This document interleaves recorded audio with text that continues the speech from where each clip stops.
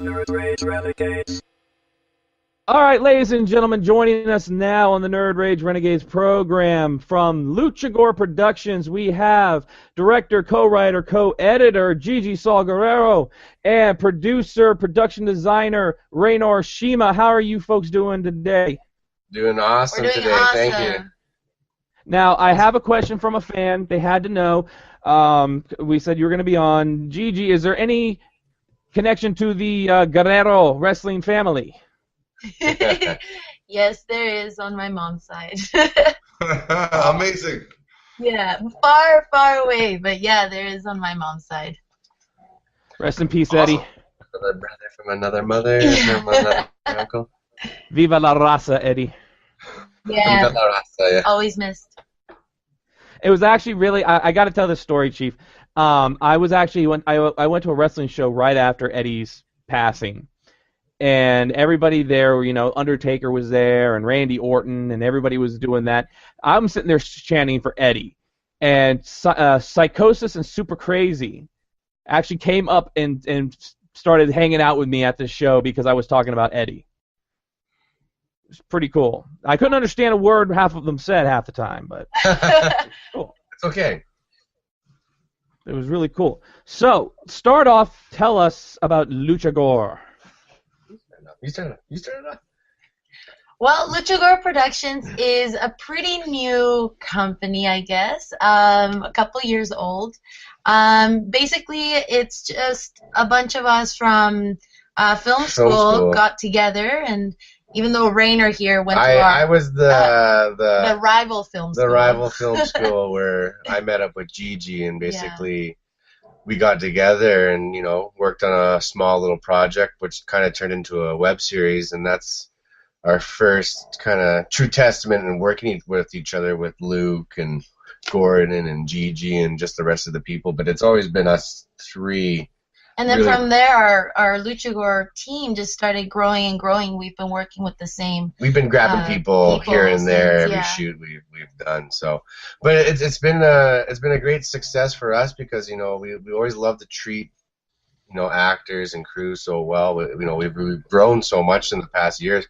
At the same time, you know, our work, you know, if you go back from the very beginning when we first started with everything, it's progressed so much, and it's really amazing to see that, right? Just to see ourselves grow as a team and filmmakers in general. It's something that Luchagore really thrives on, and we're always trying to bring out new creative content to all the fans, the horror fans alike, and, you know, come up with that Mexican American in a fusion. Feel to it, like that's what we're really... I guess in short words, we're just a group of passionate horror fans just making horror films as much as we can. You know, low budget.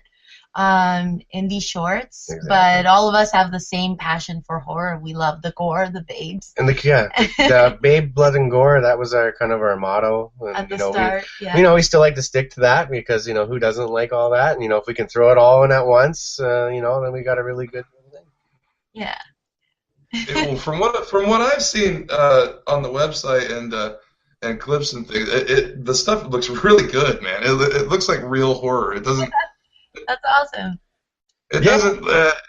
I'm sure there's some humor, but it doesn't have that almost like that trauma humor. It looks like genuine horror stuff, which is what I dig. I like the genuine horror, and it looks like good stuff, man. It looks great. Thank you. Thank you. Yeah, we have a lot of different varieties. Definitely, our first few stuff was pretty shitty, you know. But that's how you learn, right? Just if you keep making stuff and finishing it, you really learn. Like for us, we really learn our mistakes. We learn how to shoot faster. Them. And shoot quality stuff with no money, right? So.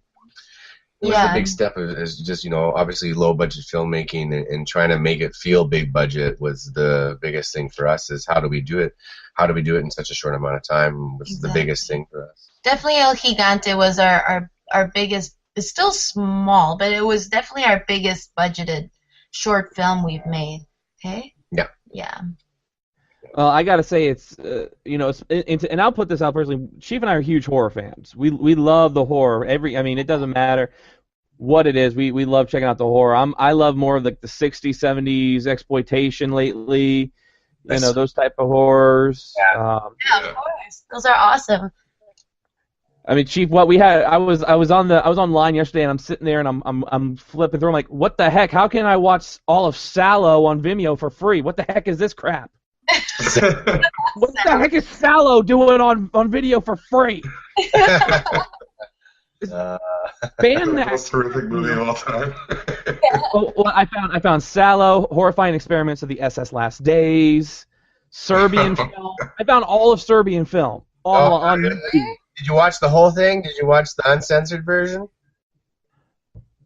Yes. Nah. Here's what's bad though. It was on YouTube, but it didn't have English subtitles, so it was all in Serbian language, Serbic.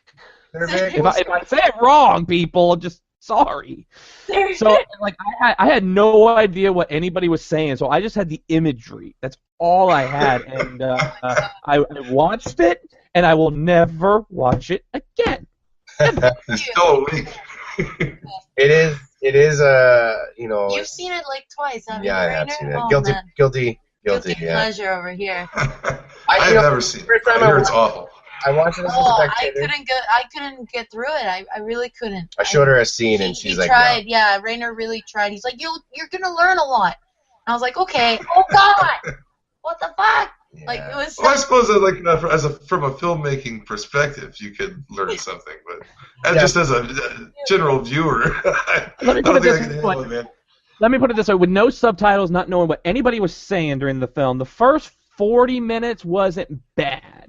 There you go. Exactly. It was once you got past the 40-minute mark is when everything started, and I'm like, what the hell? It just goes downhill. I'm like, nobody can say a damn word about "I Spit on Your Grave" ever again. "Spit on Your Grave" is Barney compared to this film. Oh, it's I totally tame. agree. And I love the original "I Spit on Your Grave," and the remake itself is actually. It's not too bad. It's not too bad, but I still love the original. The original's the best. Like the grittiness of that original one just can't be recaptured right today. These days.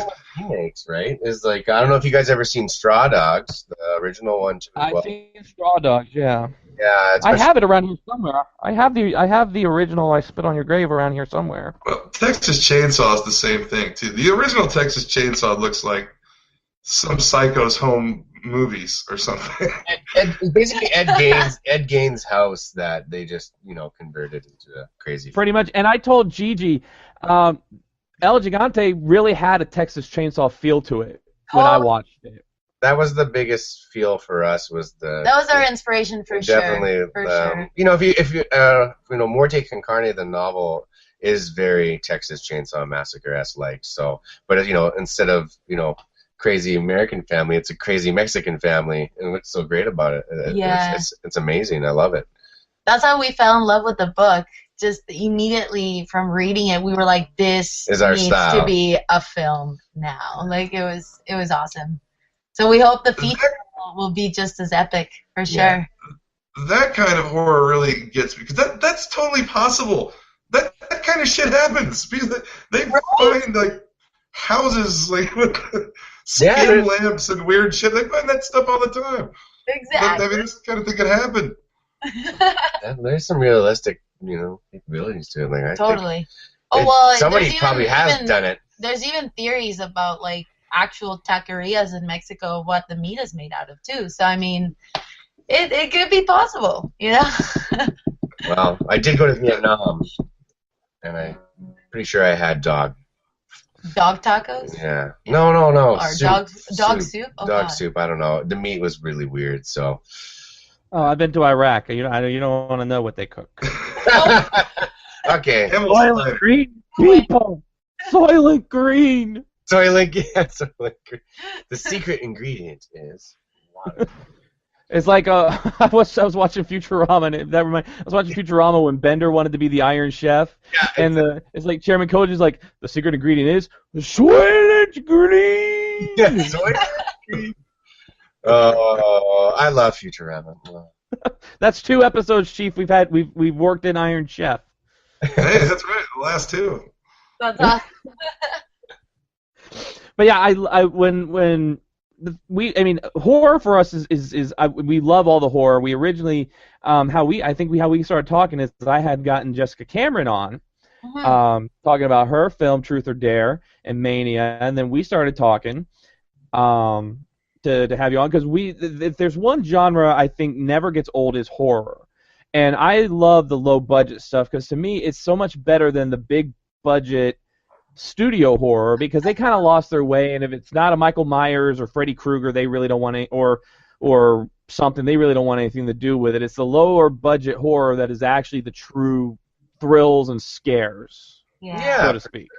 You know what really stood out for us about Gigante, even though it had totally the elements that us as Luchagore team has, such as gore, violence and all that, what we really liked about Gigante is that it's a new fucking awesome badass villain that we haven't seen in years. I mean, we're all such big fans of Michael Myers, Leatherface, Freddy Krueger, and all those villains that really started it all. And I have yet to see another awesome bad guy that you love watching him kill, that you love watching him you're in rooting action, for him right? more than you are. So exactly, and that I remember, in my younger years watching Leatherface, I was so excited every time he would just come on screen. Same with Michael Myers. Even with the Rob Zombie remake, I was really excited to still watch Michael Myers kick ass, right? Let's just put it this way. What? There's no horror luchador There's no wrestler right now. villain. I can't recall ever. He was kind of like the old Santos movies, but he was a hero. I mean, he fought like vampires and stuff, but good guy, yeah. He was a good guy. There's never been a luchador, evil luchador. Yeah. Exactly. Those movies are amazing, for sure. But, we need a bad guy now, so that's what it's like you think about it, right? Yeah.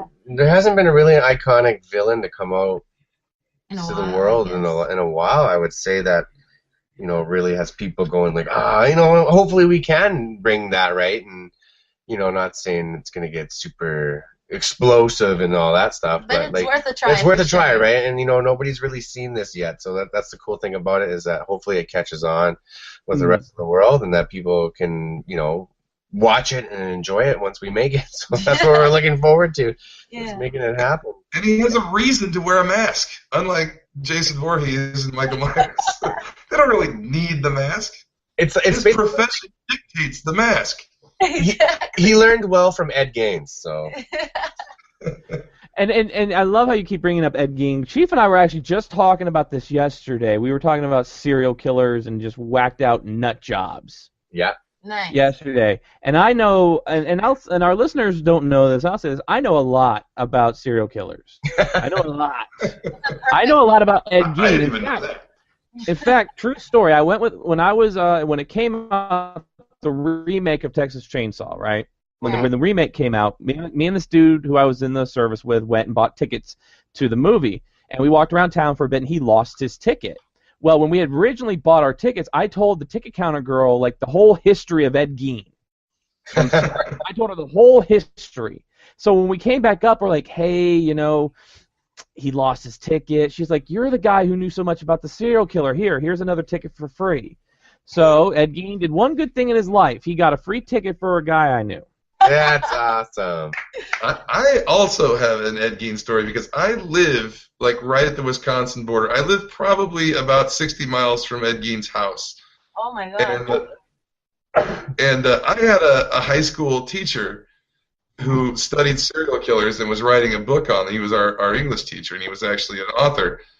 And when the Ed Gein thing went down up in Wisconsin, he actually drove up there and went under police tape and took a bucket full of brown, crusty stuff inside of it. And he said it was Ed Gein's gut bucket. And he took it home with him. And he had it in his house in a big display case. He had this old bucket with this crusty stuff in it. I guess that's something to be proud of. He researched this. I guess he had a receipt for a refrigerator with Jeffrey Dahmer's signature on it too, which is probably, I don't know, it's Milwaukee. It's probably an hour away from here. So Wow. I live around a lot of famous killer sites. We got the only thing that I can say that we have down here in Vancouver is Robert